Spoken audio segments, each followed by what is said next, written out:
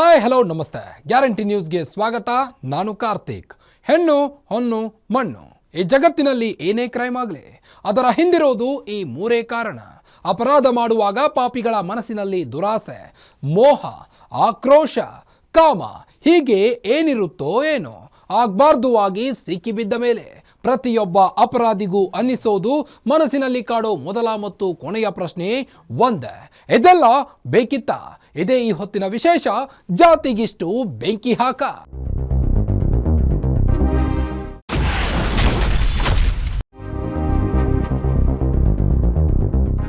ಗಂಡು ಮೆಟ್ಟಿದ ನಾಡು ಹುಬ್ಬಳ್ಳಿಯಲ್ಲಿ ನಡೆದಿರೋ ಅದೊಂದು ಹತ್ಯೆ ಇಡೀ ರಾಜ್ಯವನ್ನೇ ಬೆಚ್ಚಿ ಬೀಳಿಸಿದೆ. ತಮ್ಮ ಮಗಳು ಕೆಳಜಾತಿಯ ಯುವಕನನ್ನ ಮದುವೆಯಾದ್ಲು ಅನ್ನೋ ಕಾರಣಕ್ಕೆ ತಂದೆ, ದೊಡ್ಡಪ್ಪನ ಮಗ, ಸೋದರ ಮಾವ ಸೇರಿಕೊಂಡು ಮನೆ ಮಗಳನ್ನ ಕೊಂದು ಹಾಕಿದ್ದಾರೆ.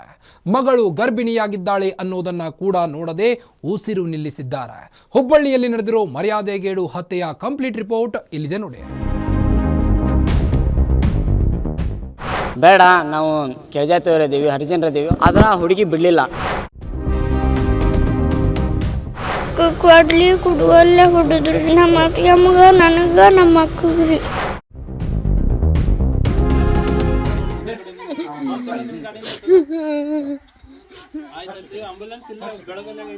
ಬೇಕೇ ಬೇಕು, ನ್ಯಾಯ ಬೇಕು. ಅಯ್ಯಯ್ಯೋ ಅನ್ಯಾಯ. ದಲಿತರು ಕುರಿಗಳಲ್ಲ, ಹುಲಿಗಳು ಅಂತ ಪ್ರತಿಭಟನೆ ಮಾಡ್ತಿರೋ ದಲಿತ ಮುಖಂಡರು, ಪತ್ನಿಯ ಚಿತೆಗೆ ಬೆಂಕಿ ಹಚ್ಚುತ್ತಿರೋ ಗಂಡ, ಮನೆಯ ಎದುರು ಹರಿದಿರೋ ರಕ್ತದ ಕೋಡಿ. ಈ ದೃಶ್ಯಗಳು ಕಂಡು ಬಂದಿದ್ದು ಹುಬ್ಬಳ್ಳಿ ಮತ್ತು ಹುಬ್ಬಳ್ಳಿ ಬಳಿಯ ಇನಾಂ ವೀರಾಪುರದಲ್ಲೇ. ಇದಕ್ಕೆ ಕಾರಣ ಅದೊಂದು ಮರ್ಯಾದೆಗೇಡು ಹತ್ಯೆ.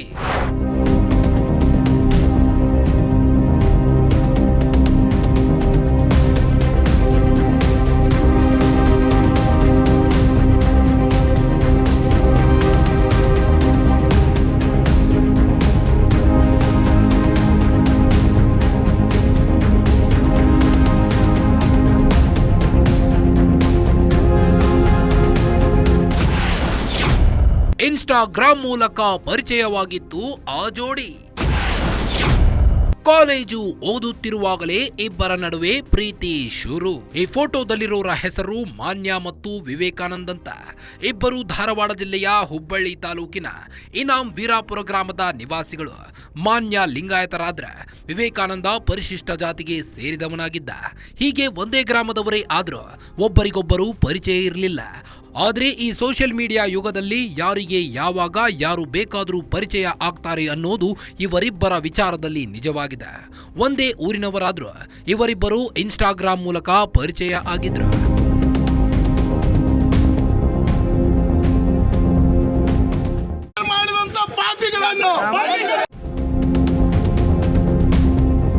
ಇನ್ಸ್ಟಾಗ್ರಾಮ್ ಮೂಲಕ ಪರಿಚಯವಾಗಿದ್ದ ವಿವೇಕಾನಂದ ಮತ್ತು ಮಾನ್ಯ ಇಬ್ಬರು ಹುಬ್ಬಳ್ಳಿಯಲ್ಲಿ ಬೇರೆ ಬೇರೆ ಕಾಲೇಜಿನಲ್ಲಿ ಓದುತ್ತಿದ್ರು. ವಿವೇಕಾನಂದ ಹುಬ್ಬಳ್ಳಿಯ IBMR ಕಾಲೇಜಿನಲ್ಲಿ ಕಲಾ ವಿಭಾಗದಲ್ಲಿ ಪದವಿ ಓದುತ್ತಿದ್ದು, ಮಾನ್ಯ ವರೂರು ಬಳಿಯ ಜೈನ್ ಕಾಲೇಜಿನಲ್ಲಿ ಆಗಷ್ಟೇ ಪದವಿಗೆ ಸೇರಿದ್ಲು. ಹೀಗೆ ಇಬ್ಬರ ನಡುವೆ ಪ್ರೀತಿ ಶುರುವಾಗಿತ್ತು. ಇದರ ಕುರಿತು ಎರಡು ಮನೆಯವರಿಗೂ ಗೊತ್ತಾಗಿತ್ತು. ಯಾವಾಗ ಇಬ್ಬರ ಮನೆಯಲ್ಲಿ ಗೊತ್ತಾಯಿತು, ಹುಡುಗನ ತಂದೆ ಅವರು ಶ್ರೀಮಂತರಿದ್ದಾರೆ, ಜೊತೆಗೆ ಜಾತಿ ಬೇರೆಯಾಗಿರೋ ಕಾರಣ ಆ ಹುಡುಗಿಯನ್ನ ಬಿಟ್ಟು ಬಿಡುವಂತ ಕಿವಿ ಮಾತು ಹೇಳಿದ್ರಂತೆ. ಅವರು ಕಾಲೇಜಿಂದ ಲವ್ ಮಾಡ್ತಿದ್ರು ಸರ್. ಸೊ ಮನ್ಯಾಗ ಒಂದಿಷ್ಟು ದಿನ ಹಂಗೆ ಗೊತ್ತಿಲ್ಲಂಗೆ ಮಾಡಿದ್ರು. ಆಮೇಲೆ ಮನ್ಯಾಗ ಗೊತ್ತು, ಎರಡು ಫ್ಯಾಮ್ಲಿಗೆ ಗೊತ್ತಾಯ್ತು ಸರ್. ನಮ್ಮ ಮಾವಾರ ಅದಾರಲ್ಲ, ಬೇಡ ನಾವು ಕೆಳಜಾತಿಯವರಿದ್ದೀವಿ, ಹರಿಜನರಿದ್ದೀವಿ, ಅವರು ಸ್ವಲ್ಪ ಶ್ರೀಮಂತರದಾರೆ, ಬೇಡ ಅಂತೇಳಿ ಅವ್ರ ಮನೆಗೆ ನಮ್ಮ ಮಾವನ ಖುದ್ದಾಗಿ ಹೋಗಿ, ಬೇಡ ಸರ್, ಬೇಡ ರೀ, ಈ ಥರ ಮಾಡಾಕ್ತಾರೆ ಹುಡುಗರು, ಬಿಡಿಸ್ಬಿಡೋಣ ಅಂತಂದ್ರೆ ನಮ್ಮ ಹಳ್ಯಾನು ಅದಕ್ಕಾಗಿ ನಾವು ಹಾಸ್ಟೆಲ್ಗೆ ಇಟ್ಟಿವಿ ಸರ್. ಧಾರವಾಡನಾಗ ಹಾಸ್ಟೆಲ್ ಇದೆ, ಆದ್ರೆ ಹುಡುಗಿ ಬಿಡಲಿಲ್ಲ.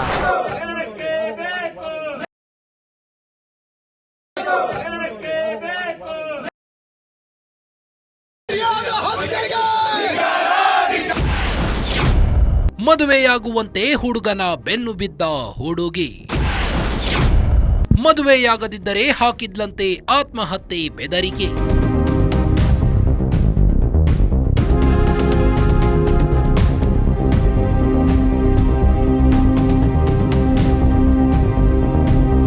ಜಾತಿ ಬೇರೆ ಅನ್ನೋ ಕಾರಣಕ್ಕೆ ಹುಡುಗನ ಮನೆಯವರು ಇಬ್ಬರ ಪ್ರೀತಿಗೆ ವಿರೋಧ ವ್ಯಕ್ತಪಡಿಸಿದ್ರು. ಅಲ್ಲದೆ ಹುಡುಗನ ತಂದೆ ಹುಡುಗಿ ಮನೆಗೆ ಹೋಗಿ ಇಬ್ಬರು ಗೊತ್ತಿಲ್ಲದೆ ಪ್ರೀತಿಯಲ್ಲಿ ಬಿದ್ದಿದ್ದಾರೆ, ಅವರನ್ನ ಬೇರೆ ಮಾಡೋಣ ಅಂತ ಹೇಳಿದ್ರು. ಇದೇ ಕಾರಣಕ್ಕೆ ವಿವೇಕಾನಂದನ ತಂದೆ ಮಗನನ್ನ ಹುಬ್ಬಳ್ಳಿಯ ಹಾಸ್ಟೆಲ್ನಲ್ಲಿಟ್ಟು ಓದಿಸಲು ಆರಂಭಿಸಿದ್ರು. ಆದ್ರೆ ಹುಡುಗ ಇದ್ದ ಕಡೆಗೆ ಹೋಗಿದ್ದ ಮಾನ್ಯ ನನ್ನನ್ನ ಮದುವೆಯಾಗೋ, ಇಲ್ಲದೆ ಹೋದ್ರೆ ನಾನು ಆತ್ಮಹತ್ಯೆ ಮಾಡಿಕೊಳ್ಳುತ್ತೇನೆ, ಡೆತ್ ನೋಟ್ನಲ್ಲಿ ನಿನ್ನ ಹೆಸರು ಬರೆದು ಸೂಸೈಡ್ ಮಾಡಿಕೊಳ್ಳುತ್ತೇನೆ ಅಂತ ಬೆದರಿಕೆ ಹಾಕಿದ್ಲಂತೆ. ಹುಡುಗಿ ಒಂದಿನ ಹೋಗಿ, ಇಲ್ಲ ನೀನು ನನ್ನ ಮದುವೆ ಆಗ್ತೇಯೋ ಇಲ್ಲೋ, ಇಲ್ಲ ನಾನು ನಿನ್ನ ಹೆಸರು ಬರೆದಿಟ್ಟು ಸಾಯ್ತೇನೆ, ಸೊ ನೀ ಏನು ಮಾಡ್ತಿ, ನಿನ್ನ ಇಷ್ಟ ಅಂತ. ಅವಾಗ ಕಾಲ್ ಮಾಡ್ದೆ, ಮನೆಯೆಲ್ಲ ಕಾಲ್ ಮಾಡ್ದೆ, ಎಲ್ಲಿ ಮಾಡ್ದೆ, ಬೇಡ ಏನು ಮಾಡಿದ್ರು ಬೇಡ, ನಾ ಹೇಳಮಟ ಕೇಳ ಅಂತ ನಮ್ಮ ಅವರೆಲ್ಲ ಬೈದಾರೆ. ಸುಮ್ಮನೆ ಮತ್ತು ಮನೆಯಿಂದ ನಾನು ಹುಡುಗಿ ಹೋಗಿ, ಇಲ್ಲ ನಾನು ಸಾಯ್ತೇನೆ, ನೀ ಏನು ರ್ಯಾಕ್ ಮಾಡ್ಕೊಂತಂತ. ಸೊ ಅವಾಗ ಅವರು ಇಬ್ಬರು ಓಡಿ ಹೋದ್ರು. ಹೇಳಂಗಿಲ್ಲಂಗೆ ಮನೆಗೆ ಹೋದ್ರು. ಆಮೇಲೆ ನಾವು ಪೊಲೀಸ್ ಪ್ರೊಡಕ್ಷನಿಂದ ಮತ್ತು ಅವ್ರ ಮನೆ 2 ಫ್ಯಾಮಿಲಿ ಹುಡುಕಾಡಿಸಿದ್ರು. ಆಮೇಲೆ ಸಿಕ್ಕರು.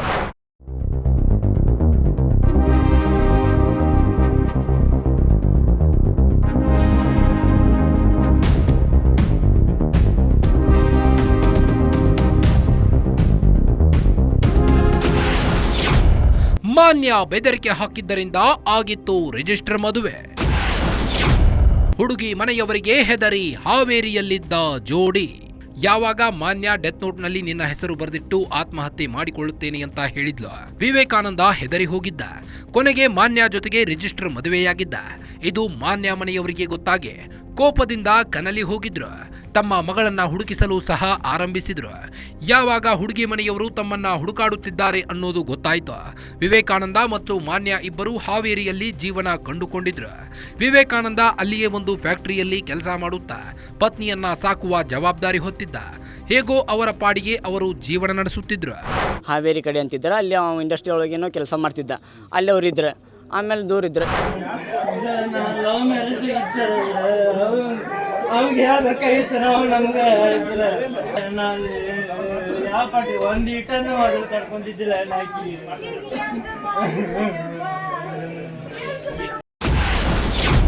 ತಾಯಿ ಕಾರ್ಡ್ ಮಾಡಿಸಲು ಊರಿಗೆ ಬಂದ ಜೋಡಿ.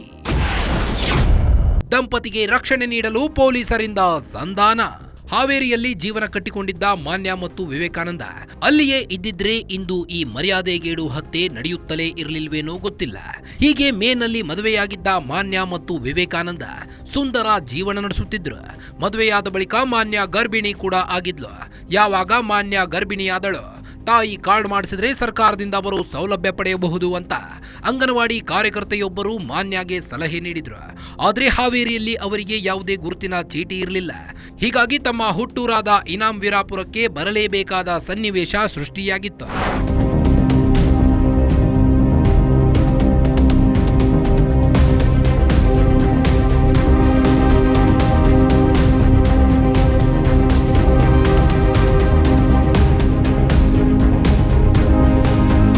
ತಾಯಿ ಕಾರ್ಡ್ ಮಾಡುವ ಸಲುವಾಗಿ ಇಬ್ಬರು ಹುಟ್ಟೂರಿಗೆ ಬಂದಿದ್ರು. ಇವರು ಹುಟ್ಟೂರಿಗೆ ಬರೋಕ್ಕೂ ಮುನ್ನ ಪೊಲೀಸ್ ಠಾಣೆಯಲ್ಲಿ ರಾಜಿ ಸಂಧಾನ ಕೂಡ ಮಾಡಲಾಗಿತ್ತು. ಪೊಲೀಸರು ಎಲ್ಲರಿಗೂ ಯಾವಾಗಲೂ ವೈಯಕ್ತಿಕ ರಕ್ಷಣೆ ಕೊಡೋಕೆ ಸಾಧ್ಯವೇ ಇಲ್ಲ. ಹೀಗಾಗಿ 2 ಕುಟುಂಬಸ್ಥರನ್ನ ಕರೆದು ರಾಜಿ ಸಂಧಾನ ಮಾಡಿಸಿದ್ರು. ಆಗಿದ್ದು ಆಗಿ ಹೋಗಿದೆ.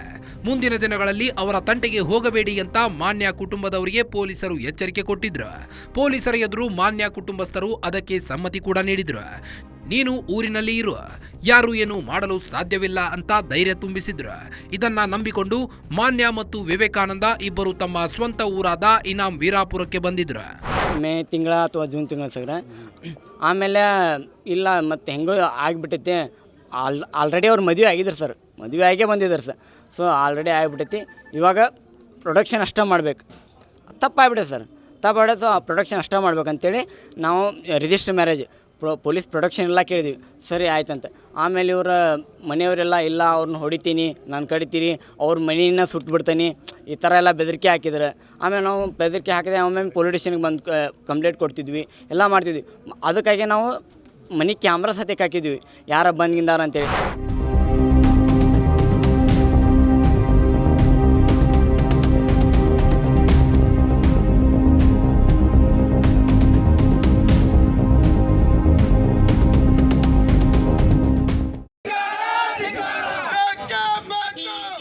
ಡಿಸೆಂಬರ್ 8ರಂದು ಇನಾಮ್ ವೀರಾಪುರಕ್ಕೆ ಮಾನ್ಯ ಮತ್ತು ವಿವೇಕಾನಂದ ಬಂದಿದ್ರು. ಇದಾದ ಬಳಿಕ ಸ್ವಂತ ಊರಲ್ಲೇ ನೆಲೆಸಿದ್ರು.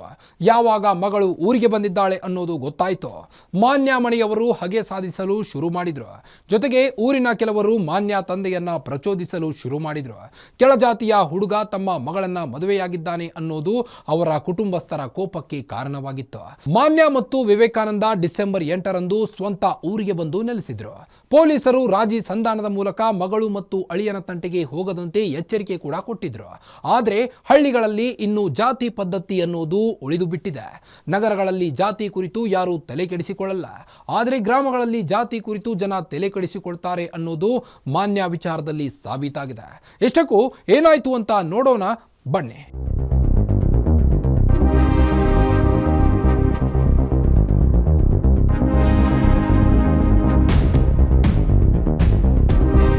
ಧಾರವಾಡ ಜಿಲ್ಲೆ ಹುಬ್ಬಳ್ಳಿ ತಾಲೂಕಿನ ಇನಾಮ್ ವೀರಾಪುರ ಅಂತ ದೊಡ್ಡ ಗ್ರಾಮವೇನೂ ಅಲ್ಲ. ಕೇವಲ 2 ಗಲ್ಲಿಗಳು ಇರೋ ಚಿಕ್ಕ ಊರು. ಇರೋದು ಕೇವಲ 65ರಿಂದ 70 ಮನೆಯಷ್ಟೇ. ದಿನ ಬೆಳಗಾದ್ರೆ ಪ್ರತಿ ಮನೆಯವರು ಒಬ್ಬರ ಮುಖ ಒಬ್ಬರು ನೋಡಿಕೊಳ್ಳಲೇಬೇಕಾದ ಊರದು. ಅಂತ ಊರಿಗೆ ಬಂದು ಮಗಳು ಮತ್ತು ಅಳಿಯ ನೆಲೆಸಿದ್ರು. ಇದರಿಂದ ಮಾನ್ಯ ಕುಟುಂಬಸ್ಥರು ಹಗೆ ಸಾಧಿಸಲು ಶುರು ಮಾಡಿದ್ರು. ಹಾವೇರಿಯಲ್ಲಿದ್ದಾಗ ಮಾನ್ಯ ಮತ್ತು ವಿವೇಕಾನಂದ ಕುರಿತು ಮಾನ್ಯ ಮನೆಯವರು ಮರೆತು ಹೋಗಿದ್ರು. ಆದರೆ ಸ್ವಂತ ಊರಿಗೆ ಬಂದ ಬಳಿಕ ಮಾನ್ಯ ಕುಟುಂಬಸ್ಥರು ದ್ವೇಷ ಸಾಧಿಸಲು ಆರಂಭಿಸಿದ್ರು.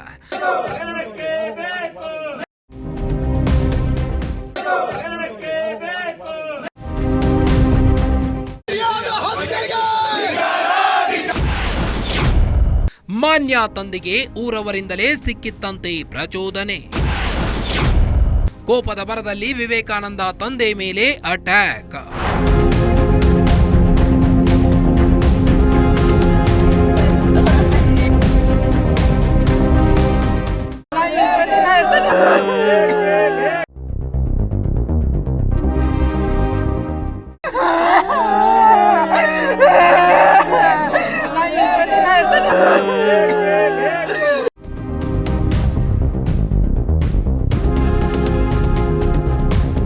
ಯಾವಾಗ ಮಾನ್ಯ ಮತ್ತು ವಿವೇಕಾನಂದ ಇನಾಮ್ ವೀರಾಪುರಕ್ಕೆ ಬಂದು ನೆಲೆಸಿದ್ರು, ಇದು ಮಾನ್ಯ ಕುಟುಂಬಸ್ಥರ ಮರ್ಯಾದೆಗೆ ಕುಂದು ತಂದಿತ್ತು.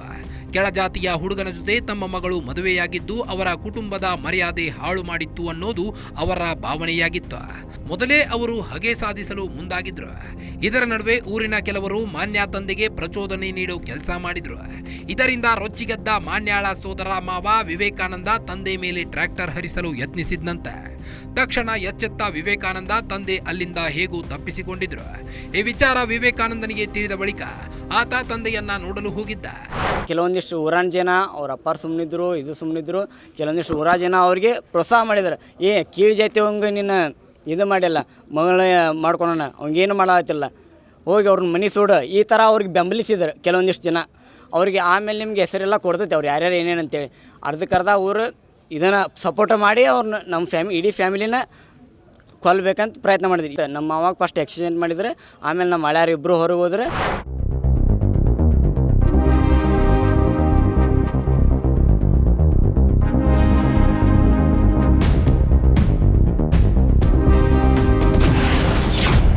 ವಿವೇಕಾನಂದ ಮನೆ ಬಿಟ್ಟು ಹೋಗ್ತಿದ್ದಂತೆ ನಡೆದ ದಾಳಿ. ತಲೆಗೆ ತೀವ್ರ ಪೆಟ್ಟು ಬಿದ್ದು ಉಸಿರು ಚೆಲ್ಲಿದ್ದಾಳೆ ಮಾನ್ಯ. ಯಾವಾಗ ತನ್ನ ತಂದೆಗೆ ಟ್ರ್ಯಾಕ್ಟರ್ನಿಂದ ಗುದ್ದಲು ಪ್ರಯತ್ನಿಸಲಾಗಿದೆ ಅನ್ನೋ ವಿಚಾರ ಗೊತ್ತಾಯಿತು, ವಿವೇಕಾನಂದ ಮನೆ ಬಿಟ್ಟು ಹೋಗಿದ್ದಂತೆ. ಮಾನ್ಯ ತಂದೆ ಪ್ರಕಾಶ್ ಗೌಡ ಪಾಟೀಲ್ ಮತ್ತು ಮನೆಯವರು ವಿವೇಕಾನಂದ ಮನೆ ಮೇಲೆ ದಾಳಿ ಮಾಡಿದ್ದಾರೆ. ಮನೆಯಲ್ಲಿದ್ದ ಮಾನ್ಯ ವಿವೇಕಾನಂದ ತಾಯಿ ರೇಣವ್ವ 7 ವರ್ಷದ ಮಗು ಮೇಲೂ ಕೂಡ ಹಲ್ಲೆ ಮಾಡಿದ್ದಾರೆ. ಮಾನ್ಯ ಮೇಲೆ ಪೈಪ್ ಮತ್ತು ಗುದ್ದಲಿಯಿಂದ ತಂದೆ ಪ್ರಕಾಶ್ ಗೌಡ ಪಾಟೀಲ್ ಹಲ್ಲೆ ಮಾಡಿದ್ದ. ಇದರಿಂದ ಮಾನ್ಯಗೆ ತೀವ್ರ ಪೆಟ್ಟು ಬಿದ್ದಿತ್ತು. ದಾಳಿ ವಿಚಾರ ಗೊತ್ತಾಗುತ್ತಿದ್ದಂತೆ ವಿವೇಕಾನಂದ ಸಂಬಂಧಿ ಬಸವರಾಜ್ ಮತ್ತಿತರರು ಸೇರಿ ಮಾನ್ಯಾಳನ್ನ ಹುಬ್ಬಳ್ಳಿಯ ಖಾಸಗಿ ಆಸ್ಪತ್ರೆಗೆ ಸೇರಿಸಿದ್ರು. ಆದರೆ ತಲೆಗೆ ತೀವ್ರ ಪೆಟ್ಟು ಬಿದ್ದ ಕಾರಣ ಮಾನ್ಯ ಆಸ್ಪತ್ರೆಯಲ್ಲೇ ಉಸಿರು ಚೆಲ್ಲಿದ್ದಾಳೆ. ನಮ್ಮ ನಾಗಮ್ಮ ಮತ್ತು ಆ ಹುಡುಗಿ ಮತ್ತು ನಮ್ಮ ಸಣ್ಣ ಹುಡುಗಿ ಸರ್, ಸಣ್ಣ 7 ವರ್ಷದ ಹುಡುಗಿ ಸರ್, ಆ ಹುಡುಗಿ ಸತ್ಯ ಹೊಡೆದಾರ ಅವ್ರು. ಹೊಡೆದು ಹೆಂಗೆ ಬೇಕಂದಂಗೆ ತಲೆಯೊಳಗೆ ಇದು ಮಾಡಿದ ಆ ಹುಡುಗಿ ಸತ್ಯ ಕೊಂದೋಗಿದ್ದಾರೆ ಸರ್. ಲಾಸ್ಟಿಗೆ ನಾನು ಹೋಗೋತ್ತಂದ್ರೆ ಸ್ವಲ್ಪ ಜೀವ ಇತ್ತು. ಆಗಿಂದಾಗ ಸರ್ ಪೊಲೀಸರ ಸರ್ ಭಾಳ ಹೆಲ್ಪ್ ಮಾಡಿದ್ರು ನನಗೆ. ಆಗಿಂದ ಅವ್ರು ಪೊಲೀಸ್ ಇದ್ರಾಗ ಹಾಕೊಂಡ್ಬಂದಿವಿ ಮತ್ತು ಅದಾರ್ಯಾಗನ ಆಂಬುಲೆನ್ಸಿಗೆ ಹಾಕೊಂಡು ಬಂದೀವಿ. ಸೊ ಆದರೂ ಉಳಿಲ್ಲ. ಅವ್ರನ್ನೇನು ಮಾಡ್ದು ಅವ್ನಿಬ್ರನ್ನೂ ಕೊಂದ ಬಿಡ್ತೀವಿ ಹಂಗೆ ಅಂತ. ಹೆತ್ತ ತಂದೆ ತಾಯಿ ಅಲ್ಲ ಸರ್, ಹೆತ್ತ ತಂದೆ ಎಲ್ಲ ತಂದೆ ತಾಯಿ ಎಲ್ಲ ಮತ್ತು ಇವರು ಪೊಲೀಸ್ ಸ್ಟೇಷನ್ ಹೋಗಿ ಒಂದು ಇದು ಬರೆದು ಆಮೇಲೆ ಊರಿಗೆ ಕರ್ಕೊಂಬಂದ್ರು ಹಿಂಗೆ ಕರ್ಕೊಂಬಂದು ಸರ್ ಕರ್ಕೊಂಬಂದಿಂದ ಅವಾಗ ಇದು ಸ್ಟಾರ್ಟ್ ಆಯ್ತು ಮತ್ತು ಅವ್ರದ್ದು ಮತ್ತೆ ಸ್ಟಾರ್ಟ್ ಮಾಡಿ ಸರ್ ಇಲ್ಲ ನಾವು ಹಂಗೆ ಮಾಡ್ತೀವಿ ಊರ ಹೆಂಗೆ ಇದು ಬದುಕಲಿ ಹಂಗೆ ಏನು ಮಾಡ್ತಾರೆ ಅವರು ಈ ಥರ ಎಲ್ಲಿ ಒಬ್ಬನ್ನ ಕಳ್ಸಕ್ಕೆ ಹೋಗೋಕೆ ಇದಕ್ಕೆ ಹಿಂದಿಂದ ಫಾಲೋ ಮಾಡೋದು ಹಿಂದಿಂದ ಇಬ್ಬರು ಹುಡುಗನ ಯಾರನ್ನ ಕಳ್ಸೋದು ಎಲ್ಲಿ ಹೋಗ್ತಾನೆ ಅಲ್ಲೇ ಇದು ಮಾಡೋದು.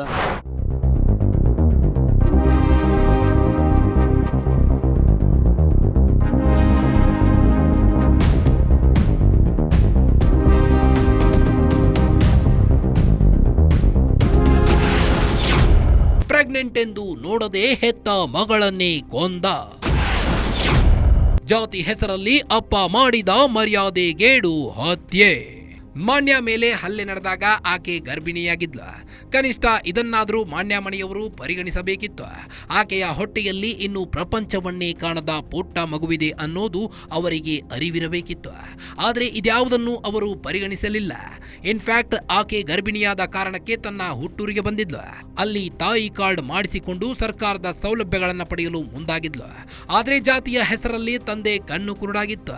ಜಾತಿಯನ್ನು ಮತ್ತೇರಿಸಿಕೊಂಡು ಹೆತ್ತ ಅಪ್ಪನೇ ಮರ್ಯಾದೆಗೇಡು ಹತ್ಯೆ ಮಾಡಿ ಈಗ ಪೊಲೀಸರ ಅತಿಥಿಯಾಗಿದ್ದಾನೆ.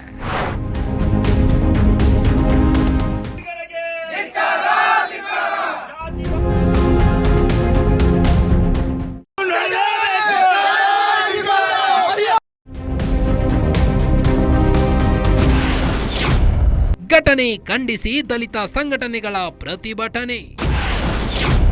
ಕೊಲೆಗಾರರನ್ನು ಬಂಧಿಸಲು ಮುಖಂಡರ ಆಗ್ರಹ. ಇನಾಂ ವೀರಾಪುರದಲ್ಲಿ ದಲಿತ ಯುವಕನನ್ನ ಮದುವೆಯಾದ ಕಾರಣಕ್ಕೆ ಮಾನ್ಯ ಮೇಲೆ ಹಲ್ಲೆ ನಡೆಸಲಾಗಿದೆ. ತಲೆಗೆ ತೀವ್ರ ಪೆಟ್ಟು ಬಿದ್ದ ಕಾರಣ ಆಕೆ ಮೃತಪಟ್ಟಿದ್ದಾಳೆ ಎನ್ನುವುದು ಗೊತ್ತಾಗುತ್ತಿದ್ದಂತೆ ಹುಬ್ಬಳ್ಳಿಯಲ್ಲಿ ದಲಿತ ಸಂಘಟನೆಗಳ ಕಾರ್ಯಕರ್ತರು ಪ್ರತಿಭಟನೆ ನಡೆಸಿದ್ರು. ಮಾನ್ಯಾಳನ್ನ ಕೊಲೆ ಮಾಡಿದ 3 ಮಾತ್ರ ಬಂಧಿಸಲಾಗಿದೆ. ಆದರೆ ಈ ಕೊಲೆಯಲ್ಲಿ ಒಟ್ಟು 14 ಜನ ಭಾಗಿಯಾಗಿದ್ದಾರೆ ಅನ್ನೋ ಮಾಹಿತಿ ಇದೆ. ಹೀಗಾಗಿ ಈ ಕೊಲೆಯಲ್ಲಿ ಭಾಗಿಯಾಗಿರೋ ಎಲ್ಲ 14 ಜನರನ್ನ ಬಂಧಿಸಲು ದಲಿತ ಸಂಘಟನೆಗಳ ಮುಖಂಡರು ಆಗ್ರಹಿಸಿದ್ದಾರೆ. ಅಲ್ಲದೆ ಮುಂದಿನ ದಿನಗಳಲ್ಲಿ ಈ ರೀತಿಯ ಕೃತ್ಯಗಳು ಮರುಕಳಿಸಿದ್ರೆ ಉಗ್ರ ಹೋರಾಟ ಮಾಡೋದಾಗಿ ಎಚ್ಚರಿಕೆ ನೀಡಿದ್ದಾರೆ. ಈ ರೀತಿ ಏನಾದರೂ ಇನ್ನೊಂದು ಸಾರಿ ಘಟನೆಯನ್ನು ಘಟಿಸಿದರೆ ಬಹಳ ಉಗ್ರವಾಗಿ ಪ್ರತಿಕ್ರಿಯಿಸ್ತೇವೆ. ನಿಮ್ಮ ಪೊಲೀಸಿನ ಯಾವುದೇ ಕಟ್ಟಳೆಗಳಿಗೆ ನಾವು ಬಗ್ಗೋದಿಲ್ಲ. ಯಾಕಂದ್ರೆ ನಾವು ಹಿಂದೆ ಲಾಠಿ ಏಟು ತಿಂದು ಬೂಟಿನ ಒದಿಕೆಯನ್ನು ತಿಂದು ಹೋರಾಟ ಮಾಡಿದಂಥವ್ರು ನಾವು. ಇದನ್ನು ನಾವು ಸಹಿಸೋದಿಲ್ಲ ಅಂತ ಈ ಮೂಲಕ ಹೇಳಕ್ಕೆ ಇಷ್ಟಪಡ್ತೀನಿ.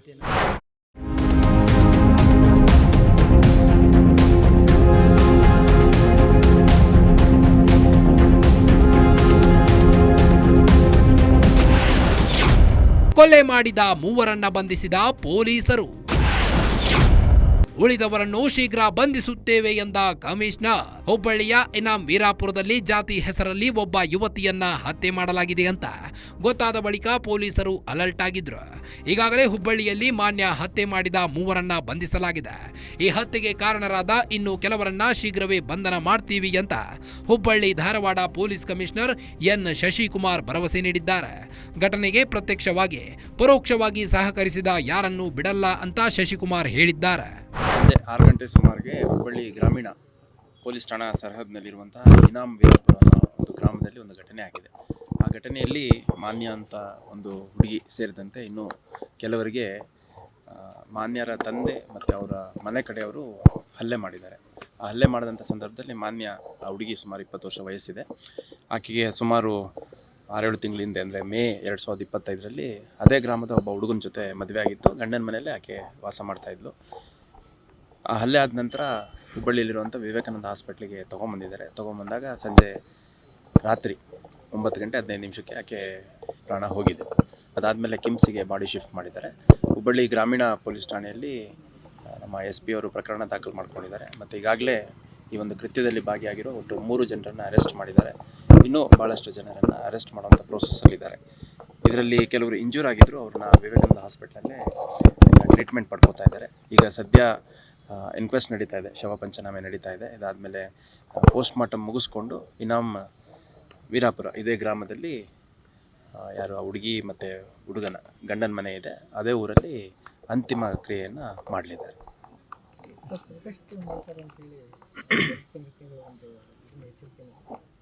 ಅಲ್ಲ, ಈಗ ನೋಡಿ, ಇದು ಭಾಳ ಒಂದು ಘೋರ ಕೃತ್ಯ. ಯಾಕಂದರೆ ಮಗಳಿಗೆ ತಂದೆನೇ ಕೊಲೆ ಮಾಡಿರುವಂಥದ್ದು, ಮತ್ತು ತಂದೆ ಜೊತೆ ಇದ್ದಂಥವ್ರು ಕೊಲೆ ಮಾಡಿರುವಂಥದ್ದು ಭಾಳ ಘೋರ ಕೃತ್ಯ. ಈ ಒಂದು ಕೃತ್ಯದ ಗಂಭೀರತೆಯನ್ನು ಅರಿತುಬಿಟ್ಟು ನಮ್ಮ SP ಅವರು ನಿನ್ನೆ ಸಂಜೆಯಿಂದ ಗ್ರಾಮದಲ್ಲಿ ಮೊಕ್ಕಾಂ ಮಾಡಿದ್ದಾರೆ, ಮತ್ತು ಅಗತ್ಯ ಬಂದೋಬಸ್ತ್ ಮಾಡಿದ್ದಾರೆ. ಅಲ್ಲಿ ಯಾವುದೂ ಎರಡು ಗುಂಪುಗಳ ನಡುವೆ ಸಂಘರ್ಷ ಆಗಬಾರ್ದು ಅಂತಂದು ಅಗತ್ಯ ಮುಂಜಾಗ್ರತಾ ಕ್ರಮವನ್ನು ಕೈಗೊಂಡಿದ್ದಾರೆ. ಅದ್ರ ಜೊತೆಗೆ ನನಗೂ ಕೂಡ ಮಾಹಿತಿ ಬಂದ ಹಿನ್ನೆಲೆಯಲ್ಲಿ ಇದು ವಿವೇಕಾನಂದ ಹಾಸ್ಪಿಟಲ್ ಆಗಲಿ, ನಮ್ಮ ಕಿಮ್ಸ್ ಇರಲಿ, ನಮ್ಮ ವ್ಯಾಪ್ತಿಯಲ್ಲಿರೋದ್ರಿಂದ ನಮ್ಮ ಹಿರಿಯ ಅಧಿಕಾರಿಗಳ ಸೂಚನೆ ಮೇರೆಗೆ ನಾವು ಕೂಡ ಅಗತ್ಯ ಬಂದೋಬಸ್ತನ್ನು ಮಾಡ್ಕೊಂಡಿದ್ದೇವೆ.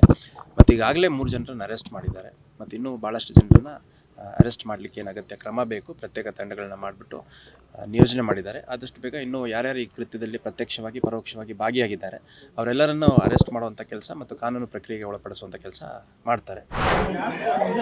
ಲವ್ ಮ್ಯಾರೇಜ್ ಸರ್, ಅವ್ರಿಗೆ ಹೇಳ್ಬೇಕಾಗಿತ್ತು ನಾವು ನಮ್ಗೆ ನಾನು ಯಾವ ಪಾರ್ಟಿ ಒಂದು ಇಟ್ಟನ್ನು ಅದ್ರಲ್ಲಿ ತಡ್ಕೊಂಡಿದ್ದಿಲ್ಲ ನಾಕಿ.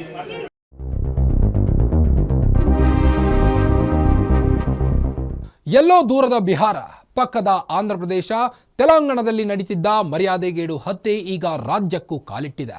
ಹುಬ್ಬಳ್ಳಿಯಲ್ಲಿ ನಡೆದಿರೋ ಘಟನೆ ರಾಜ್ಯದ ಹೆಸರಿಗೆ ಮಸಿ ಬಳಿಯೋ ಕೆಲಸ ಮಾಡಿದೆ ಅನ್ನೋದು ಮಾತ್ರ ಸುಳ್ಳಲ್ಲ.